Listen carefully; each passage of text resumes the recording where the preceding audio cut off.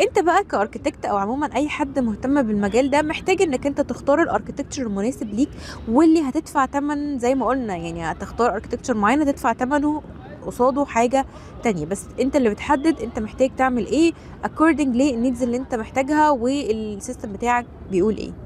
فكرة وجود الاركتكتشر باترنز او الاركتكتشر ستايلز موجودة من زمن الزمان، والفكرة ان هي بتتطور على حسب تطور التكنولوجيا وعلى حسب تطور استخدامنا وعلى حسب تطور السوفت وير والمفاهيم اللي تبقى موجودة فيه.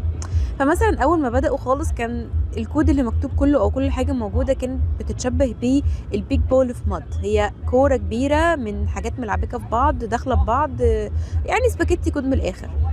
وده مع الوقت بدأوا يعدلوه وبدأوا يخشوا على ستايل مختلف من الاركتكتشر وهو اسمه اليونيتاري اركتكتشر. وده كان الفكرة فيه ان انت خلاص بدأت تنظم الدنيا عندك، اصلا كان كله البداية هي المين فريم كمبيوترز، وهو كمبيوتر واحد عليه كل حاجة وكل حاجة مع بعض والحياة تمام. بعد شويه بداوا يتجهوا لفكره التو تير او فكره الكلاينت والسيرفر، ان انا عندي كلاينت هو اللي عنده حاجات معينه زي الفرونت اند والحاجات دي، وعندي بعد كده سيرفر هو اللي عليه حاجات تانية.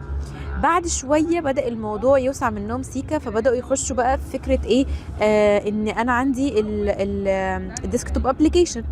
بعد شويه بقى في عندي فكره ان انا لا ده انا عندي بقى براوزر وعندي ويب ابلكيشنز وويب سايت والكلام ده كله.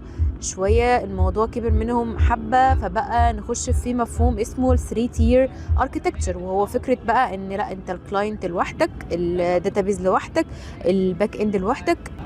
بعد كده بقى في مثلا حاجه اسمها المونوليثيك اركتكتشر وحاجه اسمها الديستريبيوشن اركتكتشر.